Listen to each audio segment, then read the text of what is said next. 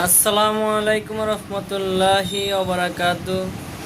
আমরা দীর্ঘদিন যাবৎ একটা বিভাগের উদ্দেশ্যে আন্দোলন চালিয়ে আসছি।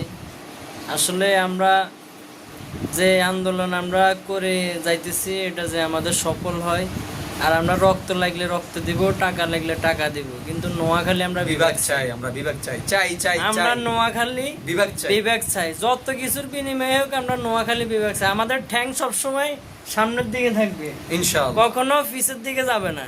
আর আমরা নোয়াখালী এসেরা আমাদেরকে জাপানি বলে, জাপানি। তারপরে যে আমরা ইনশাল্লাহ দিলে কোনো আন্দোলন বাংলাদেশের স্বাধীনতা সংগ্রাম থেকে শুরু করে 1952 সাল থেকে এবং আপনার জুলাই আন্দোলন থেকে শুরু করে সকল কিছুর ভিতরে আমরা নোয়াখালীরা সেরা ছিলাম। আর আমরা কখনো ইনশাল্লাহ দিলে আমরা কখনো মানে কোনো বৈষম্য কারোর সাথে তুলনা করে নেই। আমরা যদি ওরকম বৈষম্য করতাম, আমাদের এখানে অনেক মন্ত্রী ছিল এবং বাংলাদেশের সাধারণ সম্পাদক ছিল, কিন্তু আমরা কখনো চাইলে আমরা করতে পারতাম, কিন্তু আমরা কখনো ওটা করে নাই।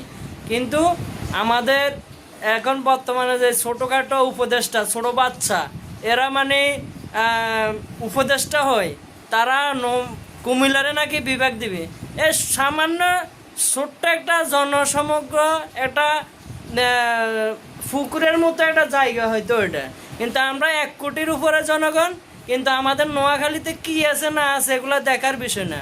আমরা চাইছি আপনার নোয়াখালী বিভাগ, আমাদেরকে দিয়ে দিছে রোহিঙ্গা। আমরা তো রোহিঙ্গা চাইনি, আমরা চাইতেছি যে আমরা নোয়াখালী বিভাগ চাই। এটা আমাদের ন্যায্য অধিকার এবং ন্যায্য দাবি, এবং আমরা এই দাবি আন্দোলন চালিয়ে যাব যতক্ষণ পর্যন্ত আমাদের অধিকার আদায় হবে না।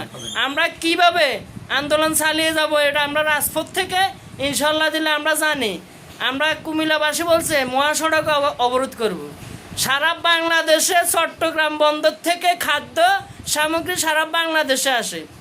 আমরা দেখব আমরা যে ফেনি না, আমরা উচ্চারণ করি হেনি দিয়ে যে খাদ্য সামগ্রী আমরা কুমিল্লাতে যাবে, ওইটা আমরা মহাসড়ক অবরোধ করব। কিন্তু তারা তো জানে না, আমরা তো কুমিল্লায় মুততাম যাই, মুততে গেলে তো